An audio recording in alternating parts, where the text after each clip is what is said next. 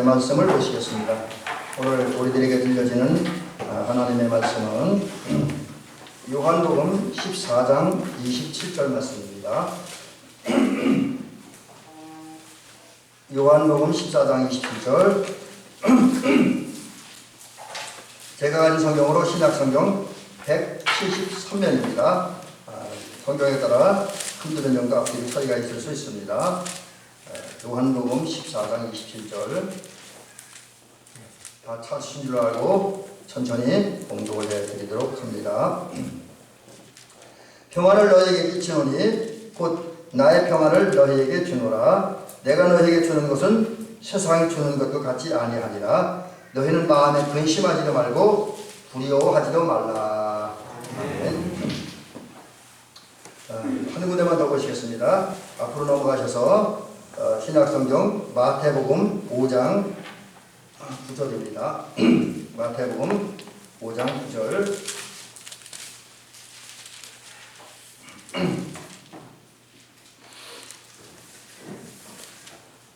예, 공독을 합니다. 합평치 않은 자는 복이 있나니 그들이 하나님의 아들이라 일컬음을 받을 것이며요. 아멘. 그래서 오늘은 본문인 요한복음 14장 27절하고 마태복음 5장 9절 말씀을 중심으로 해서 평화와 복 이런 제목으로 말씀을 드리면서 은혜를 받도록 합니다. 우리의 주와 그리스도가 되시는 예수님은 우리에게 구원 다음에 중요한 선물을 하나 주셨습니다. 구원보다 더 중요하진 않아요. 왜냐하면 구원은 살고 죽음의 문제니까 그게 제일 중요하죠. 그래서 그 다음으로 중요한 선물을 하나 주셨는데 그게 뭐냐? 평안입니다. 평안. 평안이라고도 그러고 평화라고도 그럽니다. 예수님께서 오늘 본문을 통해서 분명히 말씀하셨죠. 죄송합니다. 평안을 너희에게 끼치노니 나의 평안을 너희에게 주노라. 평안을 끼친다 그랬습니다. 이 말씀에 보면 예수님이 우리에게 준 선물은 평화입니다. 다른 말로 평안입니다. 근데 오늘 본문에 보면 특별히 예수님께서 평안을 주신다는데 그냥 평안을 주신다라고 하는 말을 쓰기 전 그 앞에 끼치노니라고 했습니다. 끼치노니. 끼치노니라고 하는 말은 그 원어를 찾아보니까 방출하다, 내뿜다, 또 보낸다, 허락한다, 뭐 그런 뜻이 있더라고요. 그래서 이 모습은, 이 말씀은 주님께서 우리들에게 평화를 주시는 모습을 잘 표현해 주고 있습니다. 주님은 당신 안에 있는 평화를 우리들에게 내뿜듯이 마치 숨을 들이켰다가 숨을 확 내뱉듯이 그런 식으로 우리에게 주셨습니다. 당신에게 있는 평화를 숨을 내뱉듯이 확 우리에게 내뿜어 주셨어요. 자, 그러면 왜 그래야 되는가? 이 당시는 예수님께서 이제 십자가 사건을 앞둔 때였습니다. 그리고 그런 사건을 앞에 두고 예수님께서 두 가지 중요한 말씀을 하셨는데 이 말씀은 제자들의 입장에서는 매우 두렵고 떨리는 말씀이었습니다. 무슨 말씀이냐면 내가 아버지께로 가리라 그랬어요. 십자가에 달려 죽으시고 이제 제자를 떠나서 하나님께 간다는 얘기입니다. 그 이전에 또 무슨 말씀하셨냐면 오늘 밤 이제 너희들이 다 나를 버리리라. 그것도 한 서너 차례 말씀하셨죠? 다 나를 버리리라. 이 말씀을 들은 제자들이 우선 예수님 그렇게 자기들이 믿고 따르고 섬기던 그 예수님이 자기들을 떠나간다는 것 때문에 불안해하고 두려워합니다. 동시에 12제자 중에 누군가 한 사람은 주님을 배반한대요. 그러니까 이제 두려울 수밖에 없어요. 이런 상황을 맞이한 그 제자들을 향해서 예수님이 하실 일이 하나 있었습니다. 그게 뭐냐면 제자들을 위로하고 격려해야 돼요. 그들의 용기와 희망을 주셔야 했습니다. 그래서 예수님은 평안을 주신다는데 그냥 주신다고 해 마치 숨을 내뱉듯이 당신 안에 있는 평강을 사람들에게 내뱉어 주신다. 그렇게 말씀하셨습니다. 그러면서 그 평안은 세상에 다른 것이 주는 것이 아니라 주님, 당신이 주신다고 말씀하셨습니다. 그래서 오늘 요한복음 14장 21절에 보니까 나의 평안을 너희에게 주노라 했습니다. 나의 평안을 너희에게 주노라.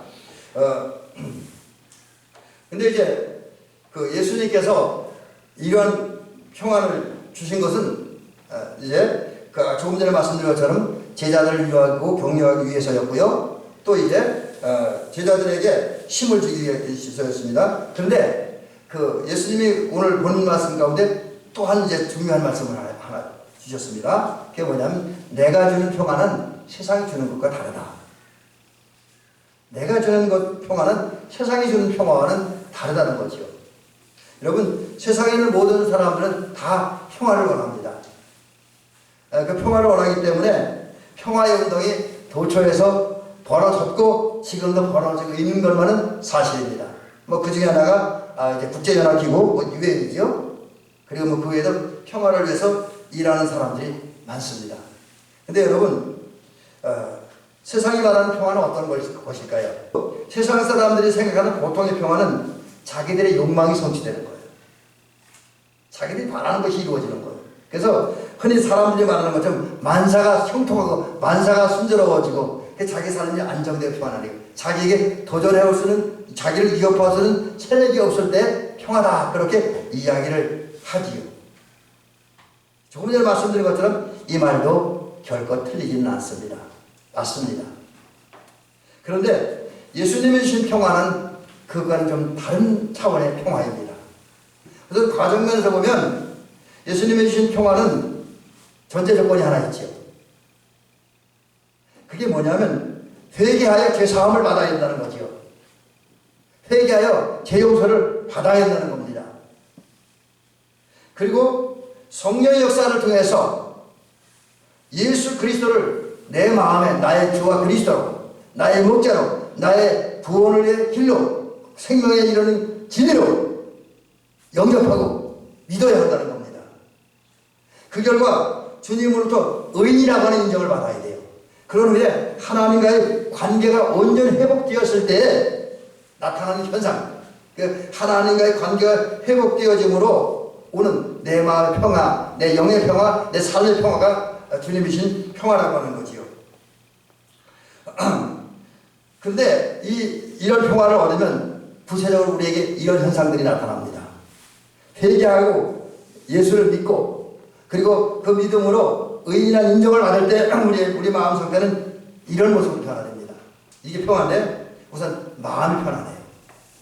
마음이 편합니다. 그리고 마음 편하니까 우리 삶의 기초가 흔들리지 않아요. 우리가 무엇을 위해 사는지가 흔들리고 늘 고정되어 있고 안정되어 있습니다. 또 삶의 기초가 고정되어 있고 안정되어 있다 보니까 어떤 현상이 나타나냐면 삶의 과정도 흔들리지 않아요. 요동치 않습니다. 일관성이 있고 내용이 있고 가치가 있습니다. 그리고 맺어지는 별과 곧 다른 말로 열매가 빛나고 아름답고 찬란합니다. 하나님의 자녀들께 의와 빛의 열매, 착함과 의로움과 진실함이라는 빛의 열매가 맺어집니다. 제가 잠깐 빛의 열매를 헷갈렸었네요. 그 다음에 두 번째는 사랑과 희락과 화평과 오래 참음과 자비와 양성과 충성과 온유와 절제라고 하는 성령의 열매가 맺혀집니다. 이게 내 안에서 임하는 거죠. 또 이제 이런 평안이 임하면 내 양심도 편안합니다. 왜 양심이 편안하면 하나님과의 관계를 회복한 다음에 하나님과 사람 앞에 의롭게 살기 때문에 그 무엇에도 부딪힐 게 없습니다. 겁나는 게 없어요. 그러니까 누가 보든 안 보든 내 마음은 편안하고 내 정신세계가 편안합니다. 아울러 하나님의 평화를 경험할 때에 이웃과의 관계는 좋아집니다. 왜? 내 양심 편하니까 이웃과 굳이 다투고 싸울 일이 없어요. 편안하게 지낼 수 있습니다. 사람들과의 관계도 좋아지지요. 또한 상황에 따라 흔들림도 없습니다. 환경에 따라 흔들리지도 않습니다. 비록 내가 어려움을 당하고 고난당하고 죽음을 당하자니 그것이 별로 두렵지 않습니다. 우리 성경에 보니까 스데반 집사님이 그에게 하나님이 주신 평강이 임하니까 죽을 때에도 사람들이 던진 돌에 맞아 죽으면서까지 자녀를 같이 편안하게 죽음을 맞이했습니다. 그런 역사가 하나님이 주신 평화를 받은 사람에게 임합니다. 이런 평화를 주기 위해서 주님이 역사하셨어요. 여러분, 평화가 결코 가볍게 쉽게 저절로 오는 것은 아닙니다. 우리가 평화를 누린다는 게 쉽지는 않습니다. 더군다나 우리 인간이 평화를 쉽게 얻을 수 없는 부분은 죄가 있기 때문이죠. 여러분, 우리가 얼마 전에 원죄라고 하는 제목 속에서 제가 말씀드렸던 것처럼 우리 사람들은 태초엔 편안했죠. 하나님이 주신 행복의 동산 에덴에서 평화롭고 행복하게 살았습니다. 그런데 그 인간들이 하나님의 명령, 동산 중앙에 있는 선악을 알게 하는 나무의 실과는 따먹지 말라고 하는 하나님의 명령을 어기고 먼저 하와가 그리고 아담이 그 선악을 알게 하는 나무의 열매를 따먹었습니다. 범죄했죠. 전적으로 부패해지고 타락해졌습니다. 그 결과 인간에게서는 하나님의 좋은 선물인 하나님의 형상, 곧 하나님의 성품이 사라졌고, 하나님의 성품이 사라지다 보니까 하나님과 하나님과 관계없는, 하나님을 알 수 없는 자연인의 상태로 전락되어 버렸습니다. 그 자연인의 상태로 전락되고 나니까 인간에게서 평화가 사라졌습니다. 특별히 내적 평화, 사람의 마음속에, 정신세계 속에, 영혼의 세계 속에는 평화가 사라졌습니다. 그러다 보니까 제 자신 안에 또 인간과의 관계 속에서, 하나님과의 관계 속에 계속 갈등이 생겼고 분쟁이 생겼고 다툼이 생겼습니다. 하나님이 주신 평화를 완전히 잃어버리게 됐던 것이죠. 여러분, 그러나 우리의 주님은, 우리 아버지 하나님은 그 인간과 하나님 사이 관계가 깨지고 서먹서먹한 관계를 원하시지 않습니다. 우리 하나님 아버지는 평화의 하나님입니다. 우리 주 예수 그리스도는 평화의 주님입니다. 이 주님께서 일하셨어요. 우리에게 평화를 주시기 위해서. 여러분, 우리가 이제 이건 다른 말로 역사하셨다는데, 역사라고 하는 말을 찾아보니까 좀 다양한 의미들이 있더라고요. 제가 그래서 이 말씀을 드리기 전에 먼저 역사의 세상에서 말하는, 또 한글 사전에서 말하는 역사의 의미를 잠깐 소개를 해드립니다. 먼저 역사를 보니까 뛰어나게 힘이 센 사람을 역사라고 한다고 해요.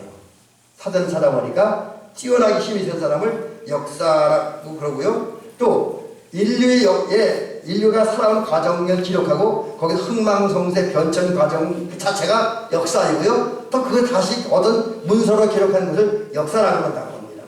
또 다른 면에서는 여러 대의 임금을 섬긴 사람들을 역사라고 해요. 충신이죠. 뿐만 아니라 외국의 노래를 한국말로 번역하는 것도 역사라고 합니다. 그런데 오늘 예수님이 우리에게 평화를 주시 역사하셨다는 말은 그런 게 아니에요. 역사라고 하는 말 속에는 또 공사라는 뜻도 있더라고요. 그래서 일 자체, 공사 자체가 역사가 되고 그것을 글로 기록한 문서도 역사물이 되는 거예요. 그런 면에서 보면 예수님이 평화를 주기 위해서 역사하셨다. 이 말은 우리에게 평화를 주기 위해서 일하셨다는 거예요. 왜 일하셨냐? 조금 전에 말씀드린 것처럼 우리 사람들이 범죄한 결과 하나님의 형상을 잃어버리고 자연인이 전락해서 그리고 하나님과 주신 평화를 누릴 수 있고 우리 내적 세계에서 평화가 사라졌기 때문에 결국 이 평화를 회복하려면 주님의 역사하심이 필요했어요. 그래서 하나님은 우리에게 평화를 주시기 위해서 예수 그리스도를 세상에 보내셨고 그분을 십자가에 달려 죽게 하셨습니다. 그리고 그 십자가의 죽음을 통해서 하나님은 다리를 놓으셨어요. 우리가 중보라 그러죠. 하나님과 인간과 인간을 연결하는 다리를 놓으셨습니다. 그게 바로 우리에게 평화를 주시기 위한 하나님의 역사입니다. 여러분, 주님은 우리에게 평화를 주시기 역사하셨어요. 그러나 이 평화가 그렇다고 해서 무조건 우리에게 주어지는 건 아닙니다. 비록 주님은 예수님의 십자가를 통해서 평화의 다리를 놓으셨고 인간이 평화를 회복하는 환경과 정권을 만들어 놓긴 하셨습니다. 그렇다고 해서 인간 모두가 평화로운 건 아닙니다. 인간과 하나님 사이, 인간과 인간 사이 세상의 평화가 이루어지면 하나님이 주신 조건을 채워야 돼요. 환경을 만들어야 됩니다. 물론 그렇다고 이 말에 오해하지는 않기는 바랍니다. 뭐냐면 그럼 우리의 노력, 우리의 힘, 우리의 의지, 우리의 공로만 가지고 하나님과 나 사이에, 나와 이웃 사이에 평화가 이루어지냐? 그건 아닙니다. 먼저 선행하시는 하나님의 은총이 있어야 됩니다. 하나님 은총이 있어야 돼요. 하나님이 역사하셔야 되고 하나님이 은혜를 베푸시고 하나님 사랑을 베푸셔야 됩니다. 성령께서 사람들 마음속에 오셔서 감동하셔야 됩니다. 그리고 그러한 하나님의 역사 은혜, 성령의 감동의 역사에 인간이 응답할 때에 평화가 옵니다. 자, 그러면 하나님 평화를 역사하셨고 성령 역사하셨는데 그런 성령 역사에 동참해서 우리가 무엇을 해야 평화가 과연 우리에게 올까요? 이제 오늘 본문 마태복음 5장 9절로 갑니다. 여기 보니까 화평케 하는 자, 화평케 하는 자가 복이 있다 했습니다. 그런 사람이 평화가 온다는 거예요. 화평케 하는 거예요. 이 화평케 한다는 말은 무슨 말이냐면 이제 원어로 아피엠이라고 하는 말인데 헬라어로 아피엠이라고 햄이란 말인데 이 말은 화해를 도모하는 자, 화평을 만들어가는 자, 화해시키는 자라고 라는 뜻이 있고요. 근데 이 말을 이제 제가 몇 가지 번역본 성경을 보니까 더 의미 있게 표현하더라고요. 그래서 제가 그 말씀 소개해드리고 화평케 하는 자가 뭔지를 말씀드리려고 합니다. 이 공동번역 성경하고 죄송합니다. 현대인의 성경하고 쉬운 성경을 보니까 화평을 이루는 사람, 평화를 이루는 사람을 화목케 하는 자라고 그랬어요. 그 다음에 공동번역 성경하고 현대어 성경은 평화를 위해 일하는 사람, 이렇게 평화를 화평케 하는 자를 정의해 놨습니다. 번역해 놨어요. 자, 이런 말씀에 의하면 한마디로 화평케 하는 자, 곧 하나님이 평화를 받고 누리는 자는 누구냐? 평화를 위해서 일하는 자. 그것도 적당히 아니라 적극적으로 평화를 위해서 일하는 사람. 나와 하나님 사이, 나와 이웃 사이, 하나님과 이웃 사이, 인간과 인간, 심지어 더 넘어가서 하나님과 자연, 나와 자연, 인간과 자연 사이에 평화를 이루기 위해서 일하는 사람입니다. 이걸 목표로 거예요. 내가 어떻게 하지? 하나님과 나, 인간과 인간, 자연과 인간 사이에 평화를 이루어야 되겠다는 삶의 목표를 갖는 거예요. 그 목표를 갖는 것은 끝나지 않고 목표를 가졌으면 그 목표를 위해서 생각하고 연구하고 준비하고 훈련하는 겁니다. 그리고 구체적으로 평화를 위해서 일하는 사람, 이런 사람이 화평케 하는 자인데 이런 화평케 하는 삶을 살아간 사람이 복 있는 사람이다. 그 복이 뭐냐? 평화를 누리는 복. 근데 오늘 더 나가서 오늘 주님은 본문을 통해서 평화를 일하는 사람이 누릴 구체적인 복에 대해서 말씀하고 있습니다. 그리고 그들이 하나님의 주신 평화를 누릴 수밖에 없는 이유를 말씀하고 있습니다. 그게 뭐냐면 오늘 본문 마태복음 5장 9절에 보니까 화평케 하는 자는 복이 있나니 그 다음에 말씀하신 하나님의 아들이라 일컬음을 받는다. 하나님의 아들이 일컬음을 받는다. 일컬음 받는다는 말은 요즘 우리 젊은이들이 쓰지 않은 말입니다. 거의 안 써요. 그죠? 근데 그 원어를 찾아보니까 이름 짓다, 불리움 받는다, 참석한다, 초대받는다, 그런 의미를 가지고 있습니다. 그래서 이 말에 의하면 우리가 평화를 위해 일하고 평화를 위해 연구하고 평화를 위해 헌신할 때에 하나님의 자녀들이 된다는 거예요. 다른 말 좀 더 넓게 해석을 하면 하나님의 자녀가 된다는 겁니다. 여러분, 이제 오늘 말씀 이렇게 쭉 연결해보면 이런 결론을 내리게 됩니다. 하나님이 우리에게 평화를 주셨습니다. 이 평화가 나만의 평화가 되지 않고 내 안에 나를 넘어서 나의 가족에게로, 나의 이웃에게로, 우리 마을로, 우리 나라로 나한테서 평화의 물결이 흘러가게 해야 됩니다. 우리 평화의 물결을 흘려보내야 돼요. 그래서 하나님의 뜻이 이 땅에서, 하늘에서 이루어진 것처럼 이 땅에서 이루어지게 하고 하나님의 평화가 하늘에서 이루어진 것처럼 우리가 살고 있는 이 땅에서, 우리 가정에서, 우리 일터에서, 우리 마을에서, 우리 나라 안에서 이루어지게 해야 됩니다. 그럴 때 우리는 복 있는 사람이 되는 거예요. 어떤 복? 하나님의 자녀가 되는 복. 하나님의 자녀가 돼서 하나님의 자녀의 특권의 권세를 누릴 수 있는 그런 자리에 초대받고 그 안에 참여하는 그런 복을 누리게 되어진다라고 하는 거지요. 여러분, 그러므로 이제 우리 대미교 성도들은 평화를 위해 일하는 사람들 될 수 있기를 주의 이름으로 간절히 부탁드립니다. 자, 그러면 이제 결론 부분에서 이런 말씀을 드리고 오늘 말씀을 마치려고 합니다. 오늘 우리가 평화를 이루기 위해서 어떻게 해야 되냐? 우리가 우리 가정의 평화, 우리 교회의 평화, 우리 지역사회의 평화, 우리 나라의 평화를 위해서 우리는 어떻게 살아야 되냐? 이것을 오늘 몇 가지 간단히 정리해드리면서 말씀 마치려고 합니다. 첫째로 믿음의 사람이 되어야 됩니다. 믿음의 사람이 되는데 내 안에 평화가 임하고 우리 가정 안에 평화가 임하고 우리 교회 안에 평화가 임하고 우리 지역사회에 우리나라에 평화가 임합니다. 저는 이 말씀을 여러분이 잘 아는 이야기 중에서 소개를 드리려고 합니다. 여러분, 우리 감리교회를 시작하신 웨슬리 목사님 얘기 잘 알잖아요. 웨슬리 목사님이 어렸을 때부터 철저하게 어머니 사무엘 수잔나로부터 신앙교육을 받았습니다. 물론 이제 학교 교육도 잘 받았습니다. 수잔나가 아주 교육에 능한 사람이었어요. 그래서 이제 그 웨슬리 목사님은 어릴 때부터 신앙교육을 받았는데 제일 처음에 이 수잔나는 아이들이 이 말을 시작하면 제일 먼저 가르치는 것이 주기도문이었다고 해요. 주기도문을 외우겠다고 합니다. 말부터 시작하면, 말 시작하면서 바로 주기도문을 외우겠다는 거죠. 그리고 조금 커서 아이들이 글을 읽기 시작하면 제일 먼저 읽힌 책이 영어 책하고 성경책이었다고 해요. 그래서 웨슬리 목사님은 아주 어렸을 때부터 성경을 철저히 읽고 열심히 읽었어요. 그리고 어렸을 때부터 그 집은 철저하게 기도 생활을 했습니다. 규칙적인 기도 생활을 하겠어요. 일주일에 한 번 금식을 시켰습니다. 어릴 때부터. 주일 철저하게 성수하게 했습니다. 그리고 근검전략하겠습니다. 형제끼리 화목하도록 가르쳤습니다. 그런 후에 고등학교 때는 차트하우스라고 하는 곳에 가서 또 이제 신앙적인 학교에 신앙훈련을 받으면서 성장했고요. 옥스퍼드 대학에 가서는 이제 신학과 철학을 공부해서 박사학위를 받고 교수가 되었습니다. 그러면서 이제 그 교수가 된다면 그 옥스퍼드 대학 내에 홀리클럽, 신성클럽을 조직했고 거기서 젊은이들과 모여서 기도하고 성경 읽고 묵상하고 영적 훈련하고 부지하는 일을 열심히 했습니다. 그리고 그런 것을 끝난 것이 아니라 훈련받은 것을 그를 실제 실천했어요. 근데 문제는 그의 마음은 늘 답답합니다. 불안합니다. 늘 두려움에 있었어요. 왜? 그에게는 구원의 확신이 없었습니다. 그게 철저하게 신앙교육을 받고 신앙으로 살았는데 구원의 확신이 없었습니다.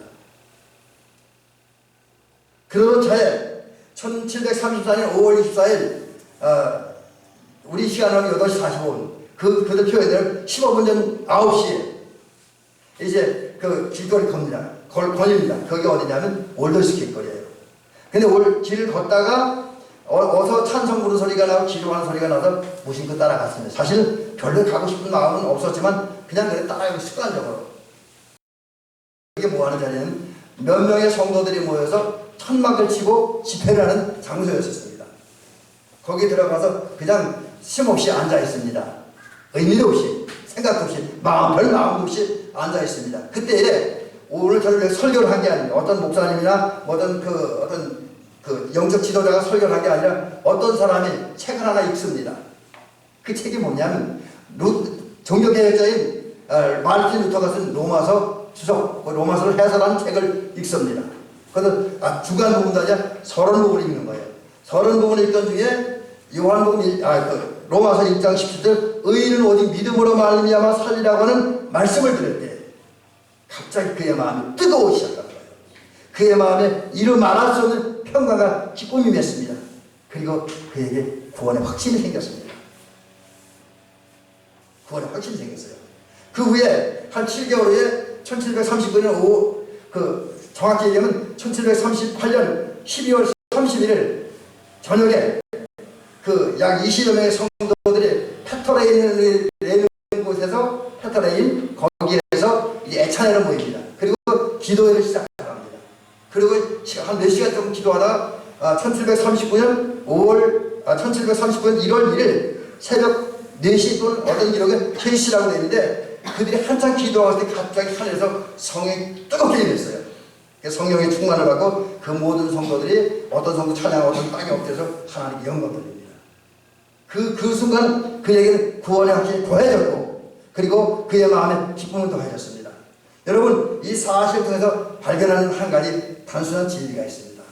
그게 뭐냐면 사람이 믿음이 없을 때는 평화가 없습니다. 적어도 구원에 대한 확신, 주님이 나의 주와 그리스도가 되시다는 확신이 없을 때는 마음에 평화가 없습니다. 그러나 예수 그리스도가 나를 구원했다. 그분이 나의 주인이고 나의 그리스도이고 나의 삶의 길이고 진리고 생명이라고 믿어지는 순간 기쁨이 오고 평화가 옵니다. 이 사실을 기억할 때 대한민국 성도님들은 웨슬리 목사님과 같은 또 루터와 같은 또 그러니까 바울과 같은 믿음의 사람들이 되시기를 주의 이름으로 간절히 부탁을 드립니다. 물론 그것도 하나님의 은혜가 있어야 돼요. 성령의 도우심을 받아야 됩니다. 그 다음에 두 번째는 여러분 요즘 사람들이 어쩌면 이해할 수 없는 얘기이긴 합니다만 평화를 얻고 지키기 위해서 필요한 부분을 하나 더 말씀드리려고 합니다. 그게 뭐냐면 힘을 길러야 돼요. 평화는 힘이 있는 곳에 생깁니다. 제가 어떤 글을 보다 보니까 그걸 발견했는데 조선시대의 명장인 이순신 장군이 그런 얘기를 했다고 해요. 평화를 원하느냐? 전쟁을 준비하라. 이해가 안 가죠? 여러분 특히 젊은이들 이해가 안 갈 거예요. 근데 여러분 이 말이 이해가 갑니다. 평화는 결코 저절로 주어지지 않습니다. 자유도 결코 저절로 주어지진 않습니다.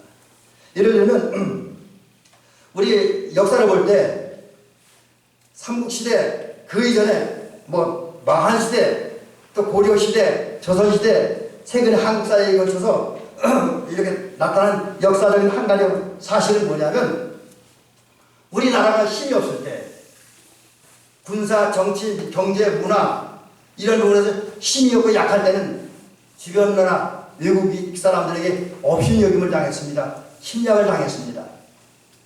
여러분 지금 70년이 넘었습니다만 우리 한국의 6.25가 왜 이랬다고 생각을 합니까? 만약에 그 당시 우리나라가 요즘같이 K9 같은 좋은 전차가 있고 또 뛰어난 원자력 기술이 있고 IT 기술이 있고 또 조준율이 명중률이 높은 M16 소총이 있고 그 다음에 여러 가지 뛰어난 이제 우리나라 사실 핵도 만들면 얼마든지 만들 수 있다 기술이 있다고 그래요. 우리나라는 그런 정도의 군사력이 있었다고 한다면 그런 무기가 있고 또 잘 훈련된 군사 제도가 있고 군대가 있었다고 한다면 북한이 우리 침략 못했을 겁니다. 근데 북한이 소련과 중국의 지원을 받아서 우리나라를 남침하는 것은 그리고 우리나라 전역을 정복해서 저 대구까지 밀고 갔던 것은 우리 군사력이 없었기 때문에 힘이 없기 때문이라는 거죠.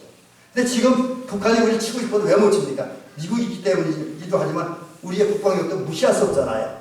그냥 못 들어오는 거예요. 그래서 이것을 통해 깨달은 것은 여러분 우리가 나라 평화도 마찬가지지만 내 영혼의 평화, 내 정신의 평화, 내 삶의 평화를 위해서도 내 안에 힘이 있어야 돼요. 여러분 힘을 기르시기 바랍니다. 그럼 우리의 힘을 기르는 방법이 뭡니까? 우리는 하나님의 전신갑주를 묵상해야 돼요.